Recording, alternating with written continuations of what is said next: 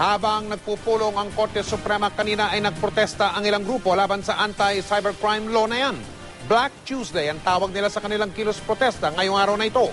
Nakatutok si JP Soriano. Mismo, ito po ay unconstitutional, labag sa freedom of speech.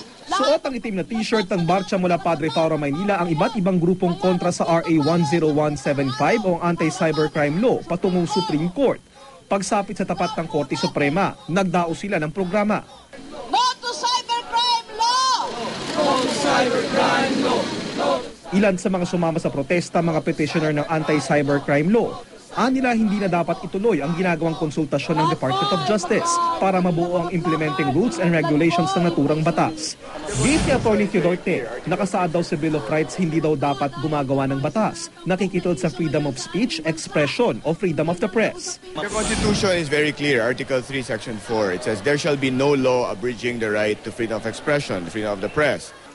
Maging ang academe nababahala sa epekto ng anti-cybercrime law sa ginagawang research ng mga estudyante. Ang pangamba namin ay baka maging hindi na critical ang mga estudyante sa kanilang pagsusuri at ang kanilang mga research work at thesis ay hindi na magiging makatotohanan. Maging ang bandang River Maya, nakiisa sa protesta. Majority of music gets posted online and yung fear namin, paano pag yung message mo ay medyo controversial din? Then pwede rin kayong patahimikin.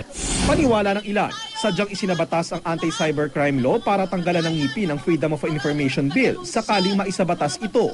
Ang FOI ay matagal nang hinihiling ng iba't ibang media organization sa bansa na maisabatas. Kung ikaw naman meron ka na-discovering impormasyon na hindi maganda about a government official, mag-hesitate ka ngayon na isulat. Kasi napakadaling sabihin, libelous yan. So I think interconnected lahat ito eh.